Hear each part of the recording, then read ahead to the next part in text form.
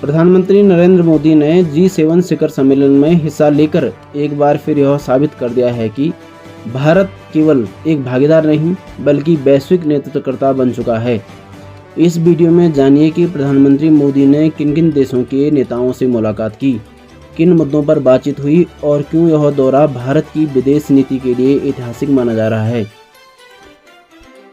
नमस्कार दोस्तों, मैं हूं दिनेश सागरी और जियो ज्ञानवाणी की इस चैनल पर आपका स्वागत करता हूं। सबसे खास चर्चा रही प्रधानमंत्री मोदी और कनाडा के प्रधानमंत्री मार्क कार्नी के बीच।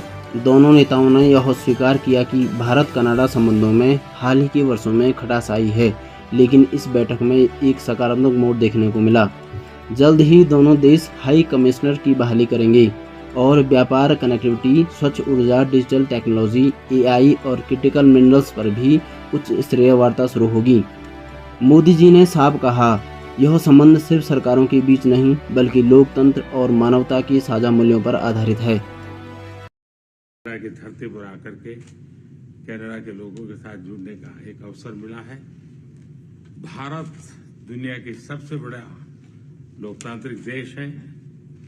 पिछले दिनों G20 समिट की अध्यक्षता के रूप में भारत ने विश्व के लिए अनेक उपकारक ऐसे इनिशिएटिव लिए हैं। आज G7 के अंदर G20 में भारत ने जो मजबूत नींव रखी है उसको एक प्रकार से नए स्वरूप में G7 में उसके एग्जीक्यूशन की दिशा में ले जाने में एक बहुत बड़ा अवसर है और भारत इस अवसर का उपयोग ग्लोबल गुड के लिए करने के लिए हमेशा इच्छुक रहा है, आगे भी इच्छुक रहेगा। भारत और कनाडा के संबंध अनेक प्रकार से बहुत ही महत्वपूर्ण है। कनाडा की अनेक कंपनियों का भारत में निवेश है। भारत के लोगों का भी कनाडा की धरती पर बहुत बड़ा निवेश है।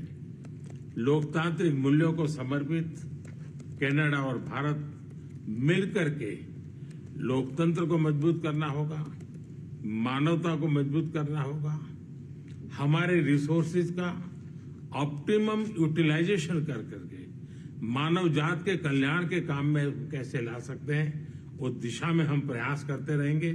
और मुझे विश्वास है कि प्रधानमंत्री जी के चुनाव के बाद मुझे पहली बार मिलने का मौका मिला है, तो इस चुनाव के भव्य विजय के लिए भी मैं उनको बधाई देता हूं और आने वाले कालखंड में उनके साथ भारत और कनाडा मिलकर के अनेक क्षेत्रों में प्रगति करेंगे। बहुत बहुत धन्यवाद।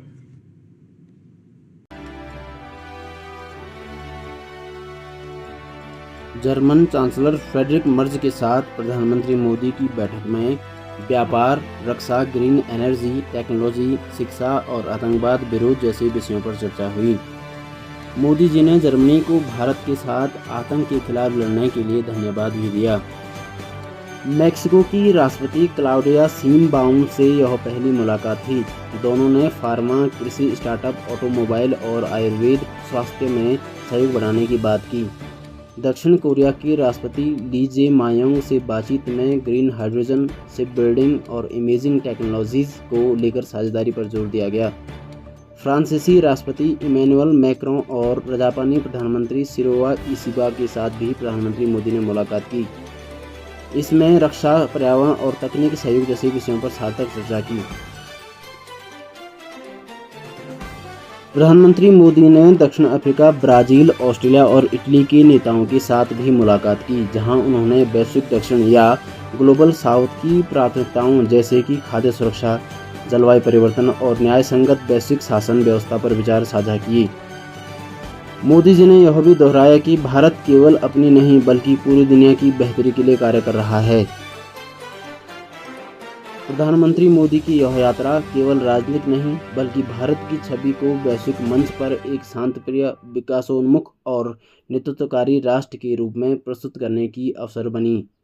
चाहे वह आतंकवाद के खिलाफ वैश्विक मंच का समर्थन हो, या टेक्नोलॉजी और स्वच्छ ऊर्जा की साझेदारी, या फिर नए विचार अवसरों की खोज, हर मुलाकात में भारत की भूमिका केंद्रीय रही। अगर आपको यह वीडियो अच्छी लगे तो कृपया लाइक, शेयर और सब्सक्राइब करें। Thank you very much.